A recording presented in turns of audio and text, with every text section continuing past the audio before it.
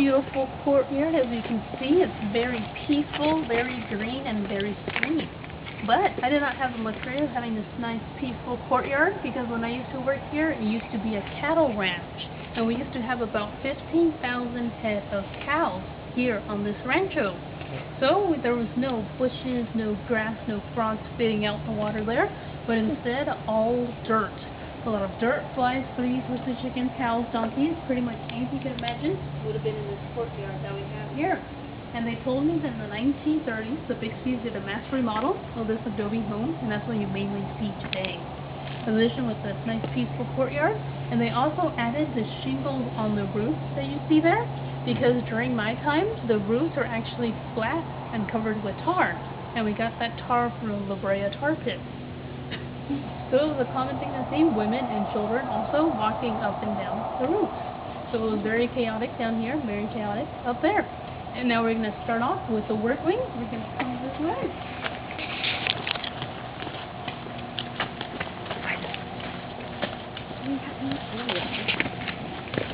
As you do enter the roof, please be careful of your head and of your step there.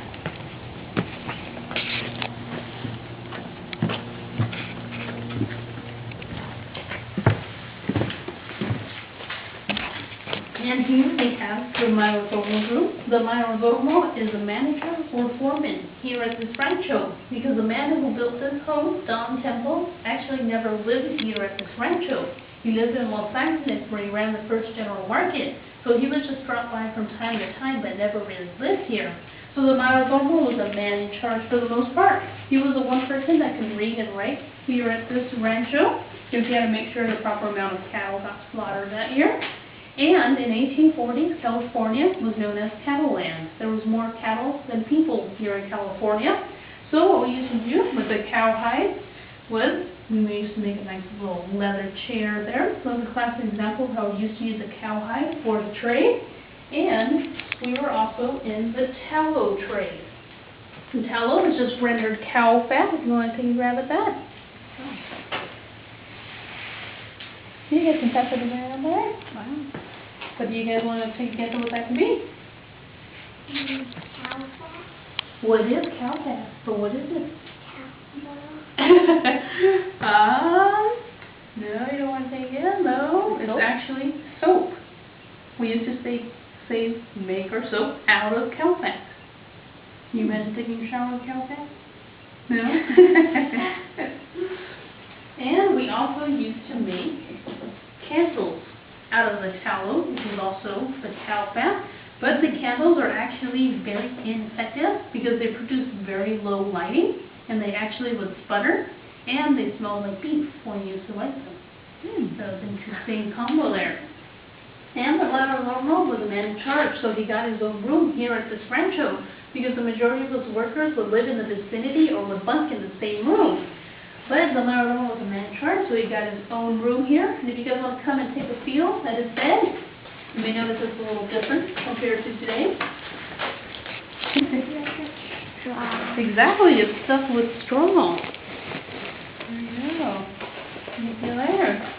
And another interesting thing you may notice about this bed is that there's actually rope on the side of that bed there. So they're also on the bottom here. So every night you used to come and you used to tighten up those ropes every night so you could have a nice firm bed to sleep on. So that's where the saying comes from, sleep tight. You can do it literally, tighten up your ropes. And don't let the bed on side because there would be fleas and stuff from time to time in the hay. Thank you. Does anyone have any questions? No? Well, if they come on up, just feel free to shoot them out there, and I'll take no offense. I'll answer them as they come. What's that possible? Well, you have found our restroom. Oh. That is the restroom back in the day. Wow. Good question. Yeah.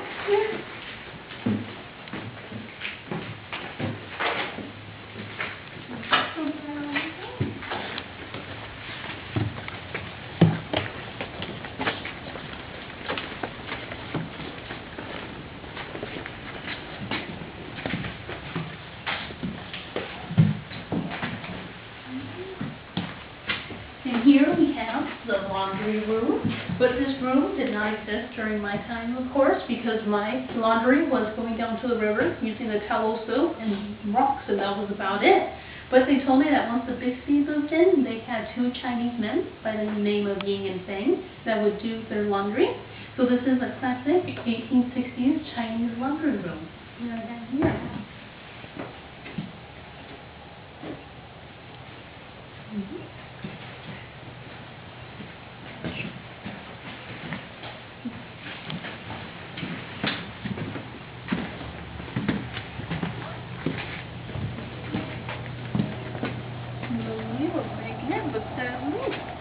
And this beautiful covering that we are walking under was also added in the 1930s remodel, because prior to that this was all open space, and saying that this was all dirt. It was not fun walking through, especially in the rain. It would become all mud.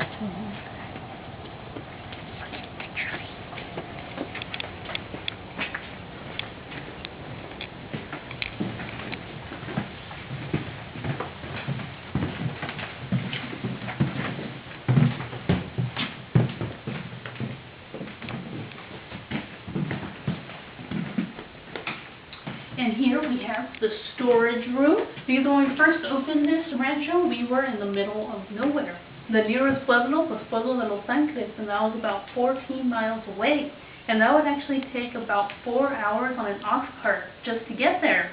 So we didn't have the luxury of going up and down to Los Angeles if we did need anything. So we had to be pretty self-sufficient here. So that's why we always had some extra chairs, and in case we did break it, we would have to fix it ourselves.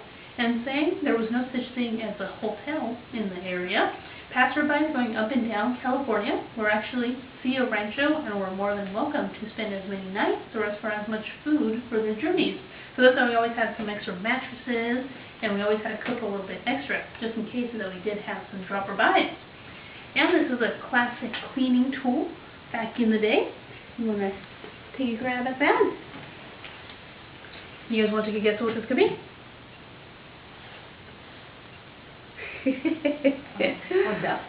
Yes, exactly. It's called a rug beater that we have there. And what you used to do, you used to hang up your rugs, and you used to hang up your mattresses, and you used to beat the dirt out just like that. And that was our modern day vacuum. Now there. And saying that was the only way that you can clean back in the day, rugs in the home were actually seen as unhygienic and were very unpopular. Now there. You guys can whack it if you want. There you go. You guys are helping me out for my day. Thank you. There we go. And in 1852 to 1864, California actually suffered a severe drought. And saying that we were in the cattle industry, our cattle suffered severely. And by then, Don Temple was about 70, so he decided that he would sell the rancho instead of put more money into it. And that's when, in 1866, the Flint and Bixby Company came in, and as you can see, they were in the wool industry. Wow. So this ranch began as a cattle ranch, and then it became a sheep ranch with Bixby's. And they told me the Bixby's originally came here to California in search of gold, but then they soon realized it was a not good enterprise to enter. So they went back to the East Coast, bought themselves a flock of sheep, and walked it all the way here, landing in 1866.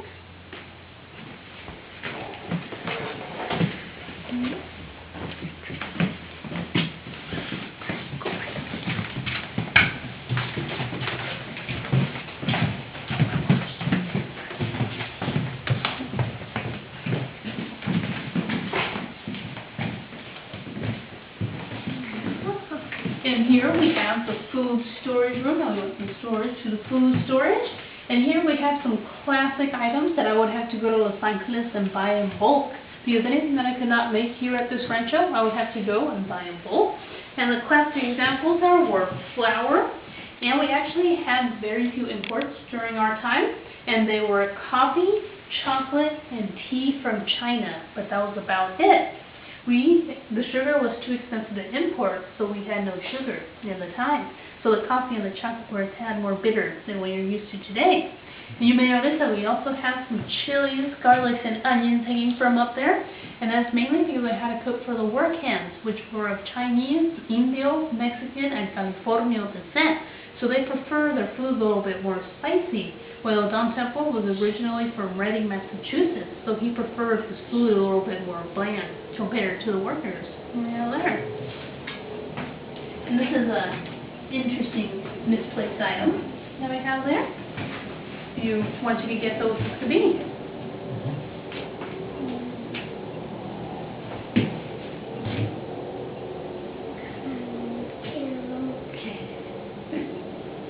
Candle holders? No, it actually has to do with the hide, with the cow hide. Oh, for the milk? Well, what's on a cow hide? What do cows how Fur. Exactly. And it's actually called a hog scraper. Oh. And what you do is you actually stretch out your cowhides and say there's fur on those cowhides. You used to go and you used to scrape the fur off with these. Ah. And it was dull, just like you see today, so it was mainly your own human strength that would scrape off the fur from the cowhide. A little misplaced for the food. Wow. And then that's how you would get a nice leather. Wow.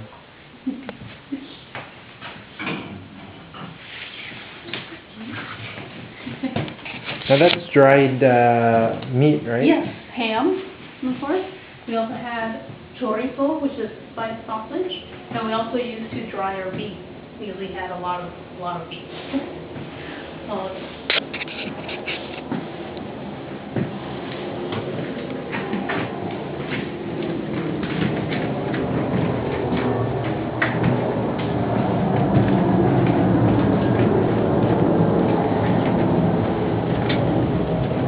And now we're off to the most important room here at this working Rancho. And please be careful, there's a little step.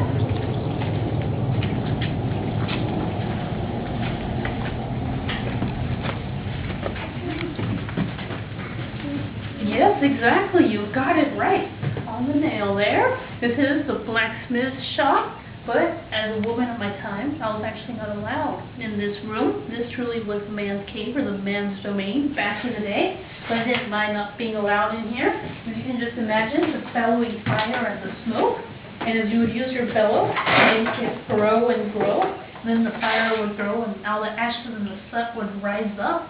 Then you may notice the windows that we have up there. Those windows are actually multi-purpose, and they get the room dark, so the blacksmith could see how hot or how cold the metal was and get it to the perfect temperature. And also, if I were explaining that the ashes and the soot would rise up, the doors would open, just like they are today, so the clean air would come out and push out, funnel out the dirty air. So it would be nice circulation there. And one of the main things we used to make here at this Rancho were horseshoe nails. Yeah. Here's one to pass those around.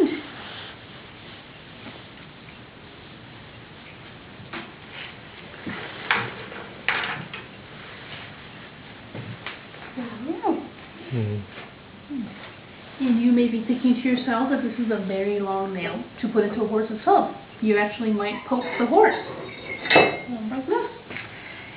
And we did take that into consideration. Now you may notice there's a slight curve at the end of that nail. So that curve was actually put in there, so when we did put the nail in, the nail would actually curve and stick out. Instead of go straight up and poke the horse, it would just go in, stick out, and you used to go and trim off the excess, and you have yourself a happy horse. Mm. Oh.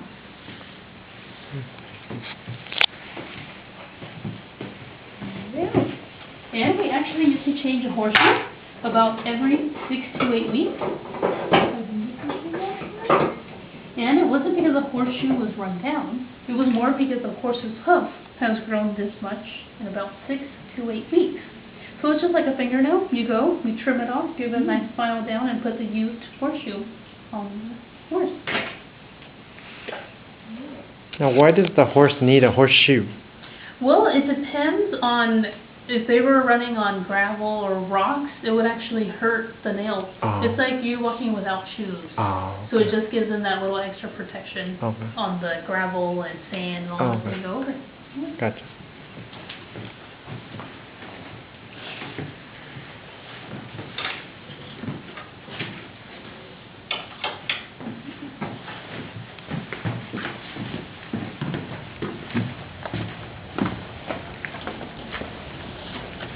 we're going to head off into the main house, and you're going to notice that it's pretty different compared to the work wings we just walked through.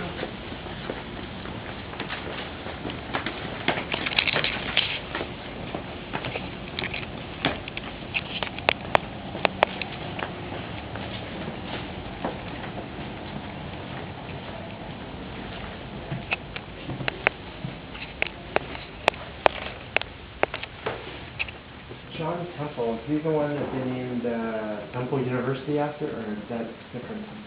I am not sure about that one, but probably. Okay. Because I know the Temple Street was named after Okay. John Temple, so most likely. Is the Temple University in Los Angeles? No, Or it's back in Massachusetts? Yeah. Yes, it is. Oh, it is? that. Oh, okay. You know, said he was there from Massachusetts. Oh, yeah, that's right. Yeah. Oh. There you go, California connection. But here we have this beautiful library that you see here. But this library was not here during my time because there was actually not this many books in the whole state of California when I used to live here. So I would love to have a library just like you see today. And this was also done in the 1930s, and it is all true to the 1930s that we have there. But during my time, it was actually 2 rooms, and that there was a wall just in this little area right here. And this area used to be an extra storage room that we have there. And this area that we're all standing in is what we suspect used to be Don Temple's office when he used to come down and visit. So now it's a lot more people. You can see there.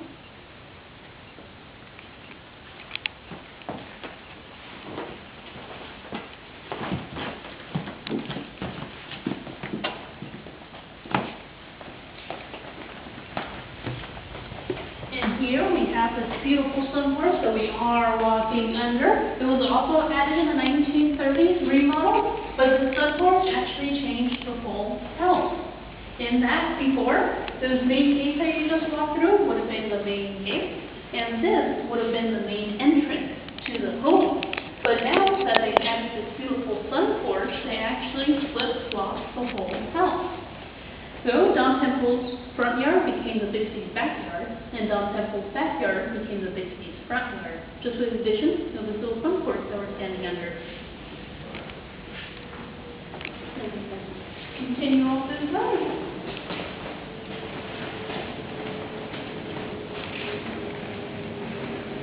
When was this Sunforest built? 1930. Right after the Great Depression. Yes, mostly small and Bixby, but one there's a little willing to go. But if you like, you can take a seat over there. You're more than welcome. It's up to you though. And he bought it in 1929 for $1 off of his cousin, and luckily he had enough money to remodel his home. And here we have this beautiful dining room where I used to frequent when Don Temple used to come down and visit, of course. Don Temple used to sit right here, and his wife, Mayor Rafaela, right on that side there. And you may notice that there is some forks and knives on the table there. And I actually find the forks and knives very odd, because as a maid here, I never learned how to use a fork or knife. I would just use a tortilla instead. It did the job and it was a lot more delicious at that point. But of course I didn't have the luxury of eating here at this dining room, because all the workers would eat in a side room where we serve the more spicy food compared to the more bland and boring food that we serve here.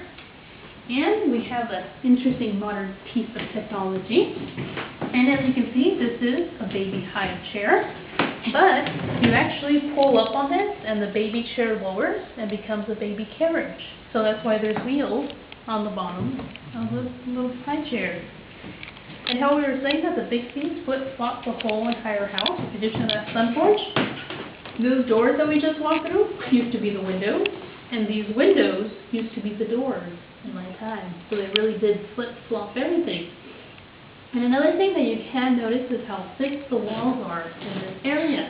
Because the work wings that we just walked through are about 2 to 3 feet thick of adobe. And adobe is just pretty much mud, clay, and straw. So this whole house is made out of mud.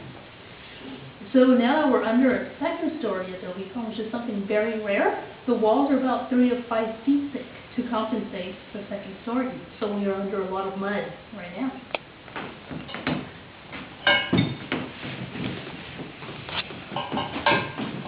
And now we're going to head on out to the parlor room.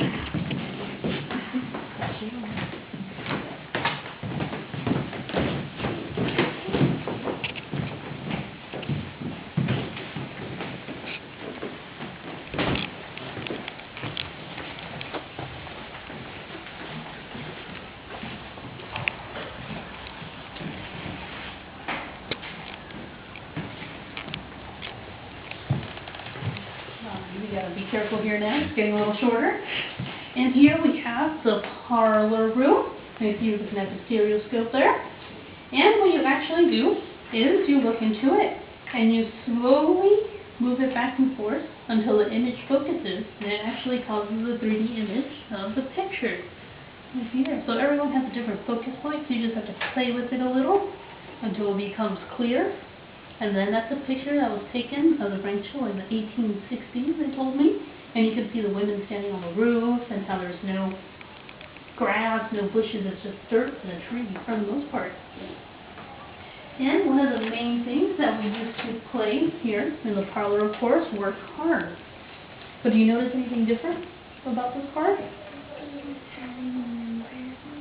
Do you know why? They didn't know how to count. Exactly. You're all right. You're very smart.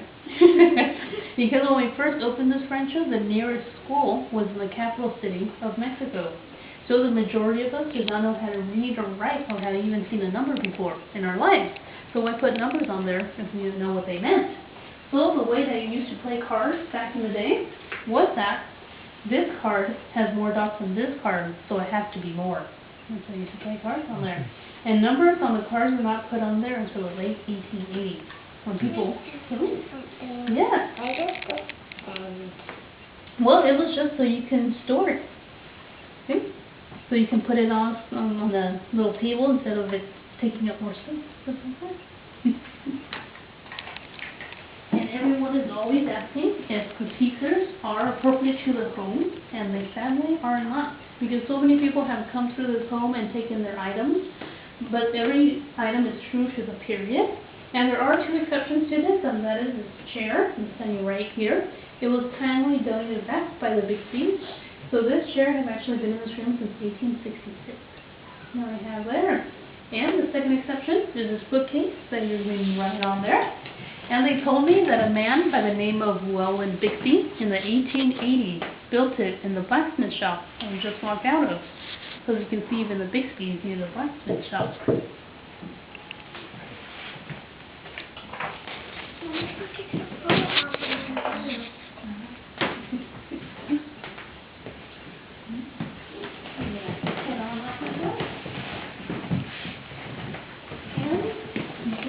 Is something that I've never seen until I arrived here at this Rancho, which was an indoor staircase. Because in 1840s California, it was a custom to put the staircase outdoors. Because California has such a temperate weather, you can have it outdoors and make an extra room. But how he said that Don Temple was quite the Yankee, so he insisted on his Eastern ideas. So you're actually looking at the first indoor staircase on the West Coast. The wood is still true to the 1840s build. It was handmade by the Mission Indians that built this adobe home. And is everyone comfortable going upstairs? Yeah. Yeah? Oh, okay. And just please be careful because the stairs are very steep, so hold on tight and be careful of your head as you go up there. And just be careful. Cameraman.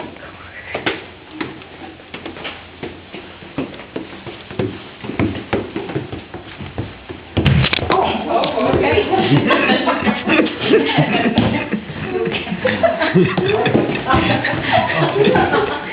You can already Be careful there. Okay.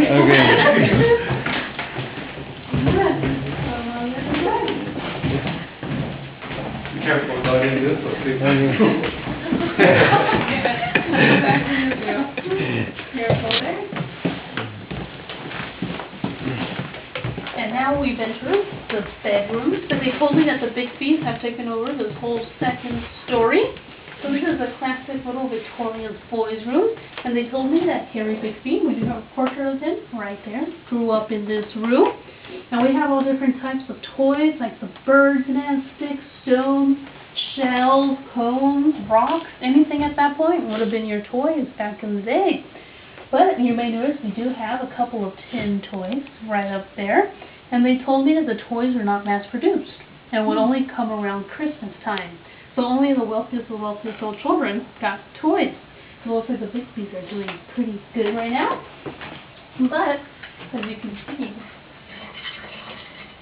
this is as exciting as the toys would get back in the day.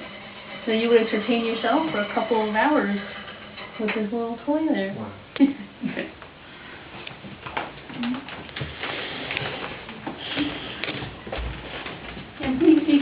there is a little step to this room.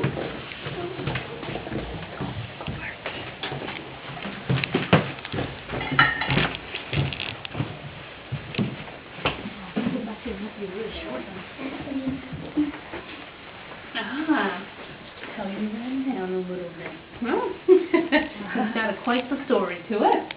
But here is Joseph and Margaret Bixby's room, which is the master bedroom. And as you can see, their clothes is a tad different compared to mine. But one thing that I do remember is this. You want to take a guess at what this could be? Stairs or a step? No. There was no running water or electricity. Really? There you go. You got it. It was the toilet. Wow. Now I have there. And everyone always asks me, what did I do with the feces in the morning? And I just used to throw it out the window. So that's where this tradition began, that the man walks on the left side of the lady, because in Los Angeles there was many two-story homes, so it was a common thing to see people from the second story throwing feces out the window, so the man would walk on the left side, so just in case someone did decide to throw feces out the window, the man would get it over the woman in her beautiful dress. Oh, wow. But these Victorians were very odd, because they actually used to brush their hair, and then they used to save it in these little jars, just like you see there. And you actually used to use that hair for stuffing. To stuff pin cushions, stuffed pillows, stuffed doll faces, anything you have stuffing, you can use your own human hair for. And how you were asking about that piece there, do you know what it is?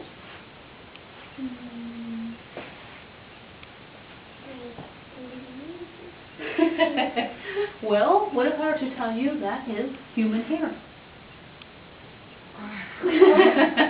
Yeah, I told you it had quite the story there. And that one's human hair too. Well, that one is actually made out of leaves, just like you get that one. That one's fur. But this hair wreath that we do have there, as you can see, she was a blonde. But you used to get that hair a little different, and that once a relative would pass on, you used to go take the hair and make a hair wreath out of it. Because hair is something that never decays, so you can keep it for forever. You go on. It's very time consuming. Can you imagine doing that out of hair? Yeah. And now we're off to my favorite spot here at this rancho. And don't forget, there is a little step, and be careful of your head. Okay. So we'll let you know what about. No time. Press it again when you... I don't know. Press it one more time.